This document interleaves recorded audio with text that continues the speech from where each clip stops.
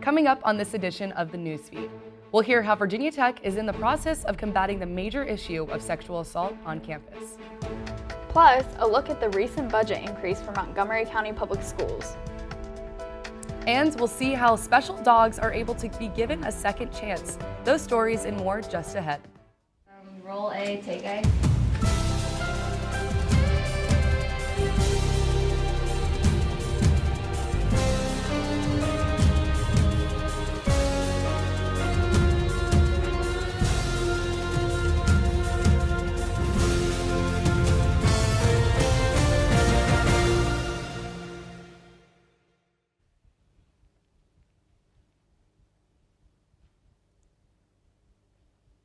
Hello, and thanks for joining us for this edition of the Newsfeed. I'm Nicole Gabe. And I'm Sarah Gordon.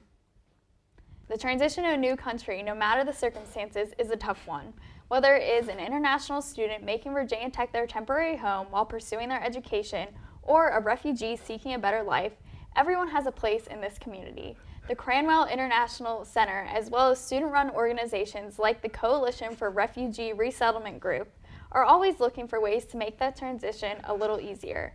Newsfeed reporter Hannah Bumgarner has more on this story. Pre-law student Samantha Peaches' passion for embracing diversity and inclusion amongst various cultures led her to get involved in the Coalition of Refugee Resettlement her freshman year. We go to 3 or 4 middle school and high schools over in Roanoke, so about 45 minutes away. And we have refugees and asylees as well that come everywhere from the Congo, Afghanistan, Somalia, El Salvador, Guatemala, Honduras. COR is a completely student-run organization that seeks to make the transition into life in America as easy as possible, both academically and socially for these students. And we really try to publicize our organization a lot to the community so we can maximize our volunteer capacity. But I think Blacksburg is a very welcome place. Virginia Tech also wants its international students to feel welcome, and the Cranwell International Center seeks to do just that. As the marketing and communication manager, J. Scott Parker sees Cranwell as a crucial part of aiding the students' transition to American lifestyle while still staying connected to their own culture. The really important part to remember is that international students really are just part of the student body like everybody else, and so we want them to feel welcome here and to find the resources they need to acclimate, because they should have just as good an experience as any other student. From student organizations like COR to university-funded programs like the Cranwell International Center, the Virginia Tech community continues to grow in ways of supporting those who have chosen to call America home. This is Hannah Bumgarner reporting for the Newsfeed. Sexual assaults on college campuses have become increasingly more prevalent. According to RAINN, 20 to 25% of collegiate women experience some form of sexual assault during their time in college. This semester, the Virginia Tech Police Department has sent out numerous emails to the student body regarding sexual assaults that have occurred on campus. Newsfeed reporter Maddie Praver has more on how Virginia Tech is attempting to combat this growing issue. Title IX prohibits sexual harassment and sexual violence. Universities like Virginia Tech have Title IX policies in place to protect its students and employees. However, sexual assault and abuse are still very prevalent on college campuses, and it's unclear just how protected one truly is. One student, a senior at Virginia Tech, who prefers to keep her identity anonymous, was able to speak with me about her assault. I think it's pretty concerning how many emails we've gotten just this semester from the campus police about sexual assaults, and I've met, even without those emails, so many other women who have dealt with various types of assaults. This semester alone, over 12 reports of sexual assault have been taken by VT police. It is clear that Virginia Tech also struggles with this nationwide issue. Many survivors, like this young woman, are reporting their attacks to police and seeking justice. I know that this year has been personally really difficult for me, and I'm sure it's been difficult for a lot of other girls on campus. And I know that the men and women in the Title IX office are doing as much as they can for people in similar situations, but I just think that there's clearly a lot more work that can be done here on this campus, because this shouldn't be happening so frequently, and honestly, it shouldn't be happening at all. Efforts were made to speak to representatives from the Title IX office and include them in this story. However, the administrators have declined to comment at this time. Reporting for the Newsfeed, I'm Maddie Praver. Spring has finally sprung here in Blacksburg, and many people are feeling happier in response to the warm weather. Is this a form of seasonal depression, or is it normal to feel happier during warmer months? When the weather warms up and the sun is shining, people tend to spend more time outside, whether they are relaxing under a tree or eating lunch outside with friends. Weather changes often affect people's moods. According to Psych Central, this is completely normal. In fact, it is actually a biological response to changing light levels. Jenna Sturm, a human development major and aspiring school psychologist, explains the most common mood changes that occur as spring replaces winter. Because the winter usually is like darker, more dreary, so then when usually you're more kind of down in the winter, and plus it's cold outside, so people like to stay inside. And then when the spring comes, obviously the sun starts coming out, so people spend more time outside in the sunlight, and then you just seeing the weather change especially, you get more energy. Although many mistakenly attribute these mood changes to seasonal depression, they are different than seasonal affective disorder, or SAD, a diagnosed form of depression. Individuals who suffer from SAD experience major expressive episodes during a specific season, not just subtle mood changes.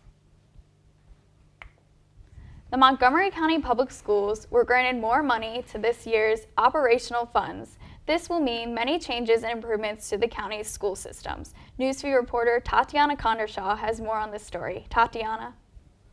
Thanks, Sarah. The Montgomery County Board of Supervisors approved an increase to an already in place budget to help aid the county schools. This new addition comes after requests from teachers and their families for more pay. Following a 7-0 vote, the Montgomery County Board of Supervisors decided to add an additional $844,609 to this year's budget for the schools. According to the board members, they hope to increase teachers' pay up to 3.5% and add 19 more positions throughout the county. There will be 15 new teaching positions and 4 new administrative and counseling roles.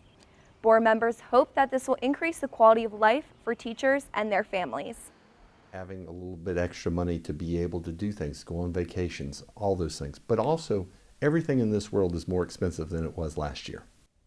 And so making sure that they're doing more than just keeping up with inflation. The 3.5% pay increase will do that. The additional money will be coming from a fraction of the county's 89-cent real estate tax rate.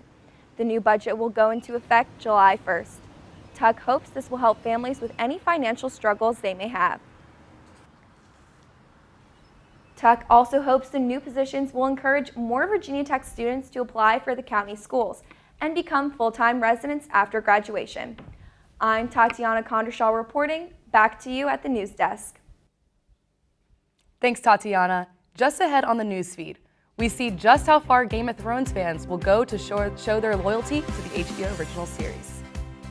And we get the chance to see a different side of dogs that society may deem as aggressive. That story more after this break.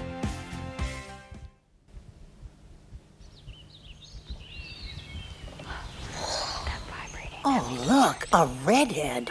Staring contest.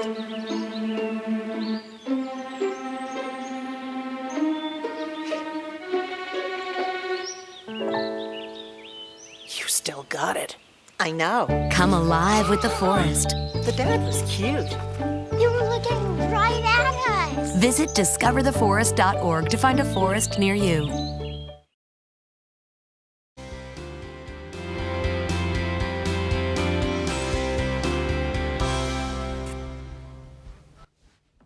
Welcome back to the news feed. I'm Sarah Gordon. And I'm Nicole Gabe. The Montgomery County Animal Shelter is giving special dogs a second chance. The Second Chance Adoption Program is a more in-depth adoption process that takes dogs that have the potential to make wonderful pets, but have various issues or concerns that requires more than just a basic adoption process. Newsfeed reporter Ann Taylor Huff has more on this story. Daisy Noodle was found on the side of the road, almost starved to death after being abandoned by her owners. Lucky for her, Second Chance Adoption Program was there to help her rehabilitate into the happy dog she once was. The regular adoption process for dogs here at the shelter it's really easy. You have an ID, you tell them whatever you tell them, and you can go home with the dog that day. For the 3 dogs that started the program, that procedure was not going to work. So we came up with this idea for these dogs that otherwise would have been euthanized. Second Chance Adoption Program has seen some successful adoptions in the last 2 years, but unfortunately, interest isn't as high as they would like. People come to the shelter and they want to be able to take a dog home that day. And the Second Chance program doesn't work like that. Yeah. You come in, you have to fill out an application, and it's a long application because we're trying to protect these dogs. The Second Chance has used social media in a unique way for these dogs to gain more attention. Monthly, the dogs are treated to a photo shoot where they are able to wear outfits that best match their personality. I mean, that's all we want. Yeah. We want happy dogs, we want happy adopters. This is Ann Taylor Huff reporting for the Newsfeed. In other news, while much of the world is focused on reducing fossil fuels and recycling to fight climate change, one of the biggest contributors is often overlooked. According to the United Nations, animal agriculture is responsible for more greenhouse gas emissions than all of the world's transportation systems combined. Founded as an agriculture school, Virginia Tech farms are finding ways to balance supply with environmental sustainability. Newsfeed reporter Charity Clemitis has more on the story. Millions of gallons of water and huge plots of lands are needed to grow, feed, and raise livestock for human consumption. The UN Commission on Climate Change stated that animal agriculture is the leading cause of deforestation, water and air pollution, and biodiversity loss. Researchers at Virginia Tech are finding ways to both keep up with the demand of animal products and promote eco-friendly sustainability. By reducing competition with humans, so feeding more byproducts and co-products that humans can't consume to livestock, and by enabling livestock to produce more meat or milk from the same unit of feed going in, we can reduce environmental impact of our livestock production systems. The impact also lies in CO2 emissions and runoff from large-scale factory farms. Students who work with the cattle on campus learn about the impact the industry has on the earth. Senior Kendall Moore works with both cattle and pigs on a day-to-day basis. Moore believes that this is a very well-debated topic in the industry. I think it's definitely one of the more important things that are coming into play as we get into modern agriculture, is becoming more sustainable and trying to reduce the amount of emissions and manure content and stuff like that. Finding a balance between demand and environmental sustainability continues to be a goal at farms at Virginia Tech. The U.S. Department of Agriculture hopes to work with local farms like this to construct plans for a more eco-friendly future. Reporting for the Newsfeed, this is Charity Clemitis. How would you like to save a trip to the store for a greeting card? Thanks to a new partnership between Canon and local startup Cardile, now you can.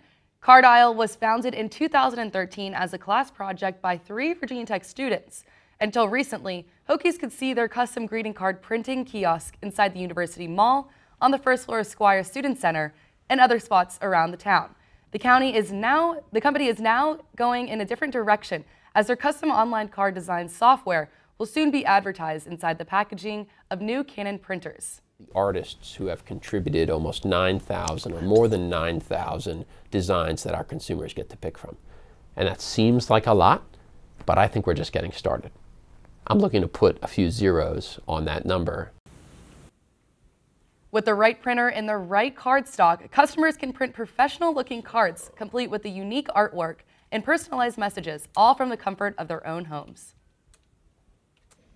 The HBO original series Game of Thrones has set records for viewership at the outset of its 18th and final season. As fans anxiously wait to learn the fate of their show's many beloved characters, some people are willing to take their love for the show a step further. A group of Virginia Tech seniors posed the question, why not watch the Game of Thrones show in a Game of Thrones themed house? The house took a full week to decorate and features a full map of the show's fictional world, cutouts of the dragons and family crests, a projector setup, and most notably, a full-size model of the Iron Throne. Resident Liddy Seltzer says decorating the house was well worth the effort. Probably because we had to wait 2 years for this season. And I mean, already like a couple of seasons ago, they started pushing back like the amount of months that we would have to wait, but just the fact that it had been like since 2017 probably. The themed house has been home to a weekly watch party of up to 15 people per episode. The house has been such a hit with friends that the residents say they'll keep the setup until the conclusion of the highly anticipated series finale. That will wrap up this edition of the Newsfeed. If you have a story idea for the newsfeed, let us know. Send us an email at thenewsfeednrv@gmail.com. And as always, you can also connect with the newsfeed on Facebook and Twitter. Thanks for watching. I'm Sarah Gordon. And I'm Nicole Gabe.